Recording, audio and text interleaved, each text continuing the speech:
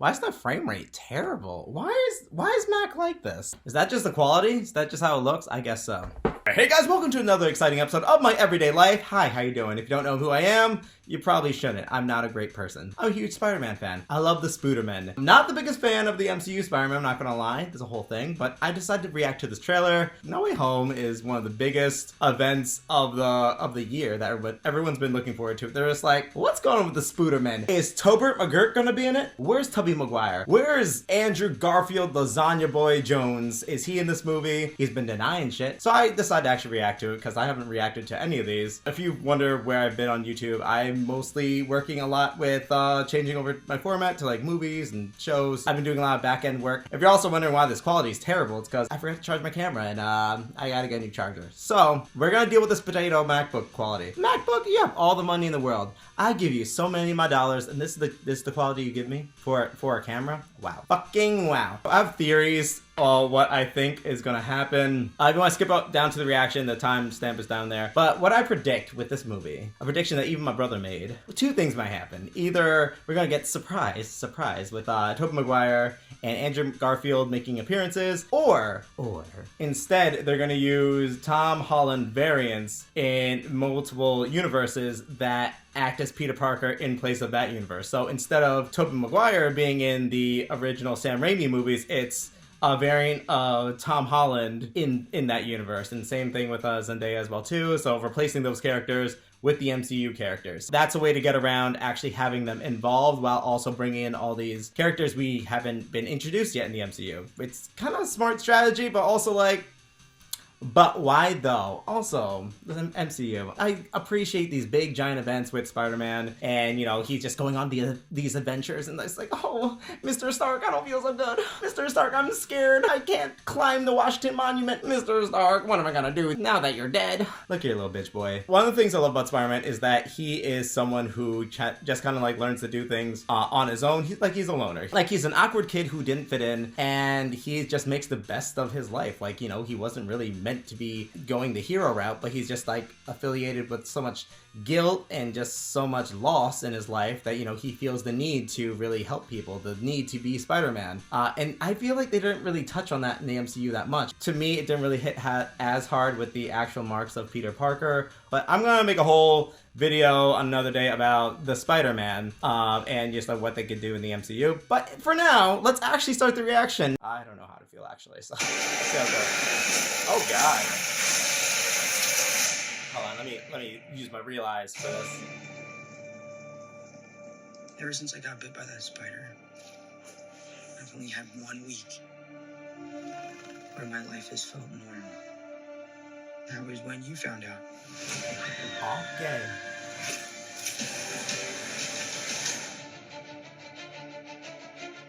When you botched that spell where you wanted everyone to forget that Peter Parker's Spider-Man, we started getting some visitors. Okay, Green Goblin. From every universe. Every universe? I like the new black suit. I miss the red and blue though. Just bring it back. I miss it. Hello, Peter. Doc Ock. It's like the stuff we know already. You're not Peter Parker. Oh. I'm sorry, what was your name again? Dr. Otto Octavius. Wait, no, seriously, what's your actual name? What? There are others out there. We need to send them back. So, Scooby-Doo this crap. You know, all this is kind of your mess. I know a couple of magic words myself, starting with the word please. Please. I love Zendaya. Scooby-Doo this crap.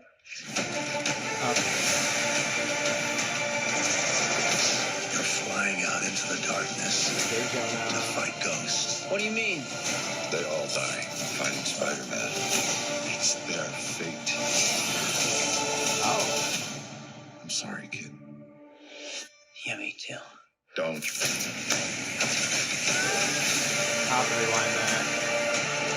Look, there has to be another way. There isn't. They're a danger to our universe. Okay, so he takes the Iron Spider. Peter, you're struggling to have everything you want. Best villain, Green Goblin. Tries to make you choose. Happy's back in this for some reason.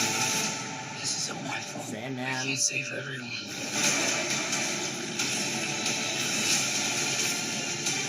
Who's the rest of Sandman 6?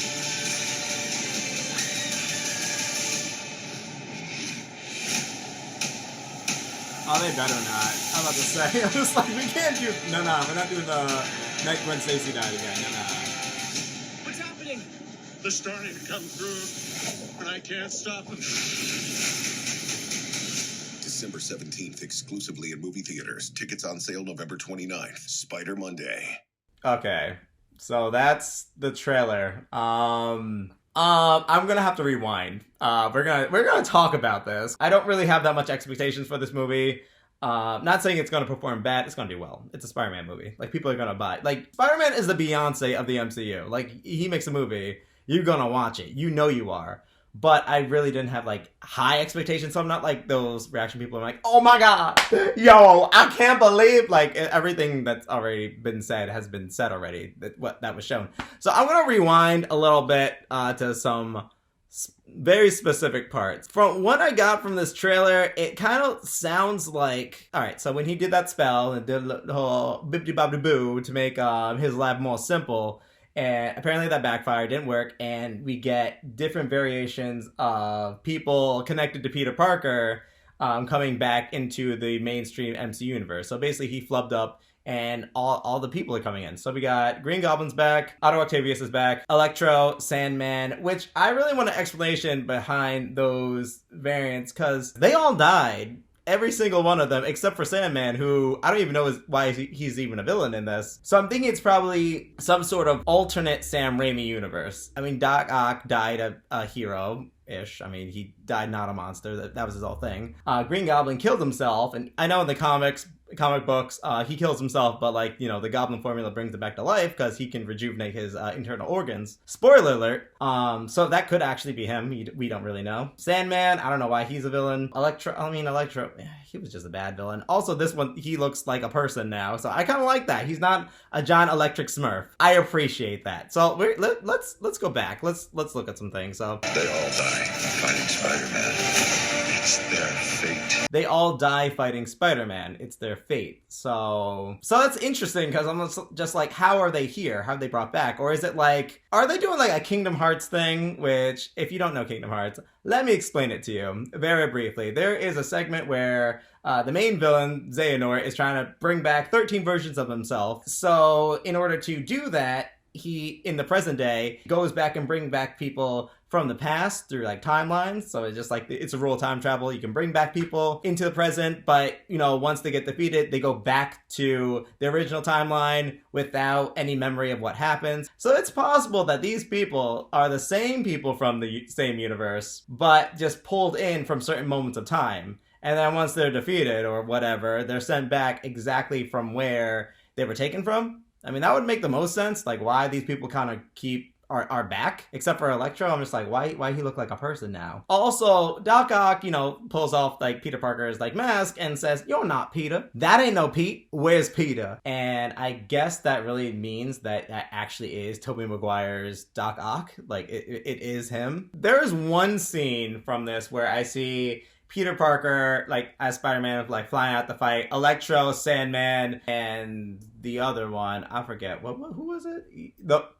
Whatever, you'll see in the clip. That if there is Tobey Maguire and Andrew Garfield, it's in that scene. Like, I feel like they were edited out if they actually are in that scene, because the odds of Tom Holland Spider-Man without any additional help fighting 3 villains, probably not. There's no way. Little baby Tom Holland, baby no-lip Tom Holland is taking all 3 of them at the same time. It just ain't gonna happen. And I feel like that scene with they're starting to come through, I can't stop them with Doctor Strange, I feel like it's not necessarily tying into Spider-Man directly, but I think it's gonna bring in like a tie-in with the extended characters. So this might be one of the last scenes in the movie where you have either some reference to Venom or Morbius, or maybe it's bringing the inheritors, I can't speak English, don't judge me, who basically go around to multiple Spider-Man universes to kill the Spider-Man. If anything, this might tie into even like the next Spider-Verse movie that's coming out. A couple things. All right, so Green Goblin, obviously being the best villain ever. He is. I'm sorry. I know a lot of people are just like,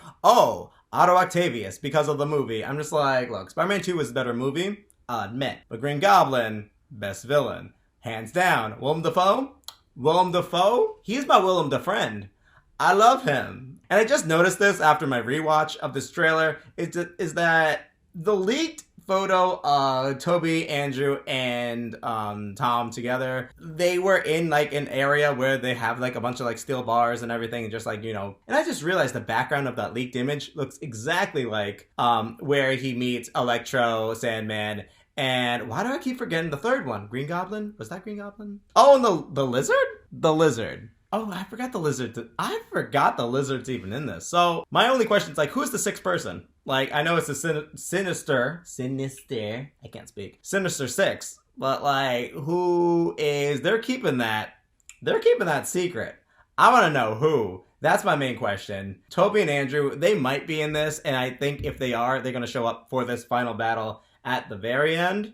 I don't think they're going to be like that prominent in the movie, or that just, you know, obviously like be a whole thing. But I think they're going to show up to help at this specific scene. Like, they're not going to really be in the movie like that. And then they get sent back, and that's about it. So yeah, there's a lot I still have questions about. Obviously, I'm going to go see it when it premieres. I'm going to go to the midnight premiere. I'm going to wear my Spider-Man costume. It's going to be great. I'm going to be cute. Everyone's going to look at my butt. I'm not saying I'm necessarily excited for this movie, but I'm also like not excited. I'm going to enjoy myself either way. I just want my questions to be addressed. But I just have questions on this, like, who is the sixth person?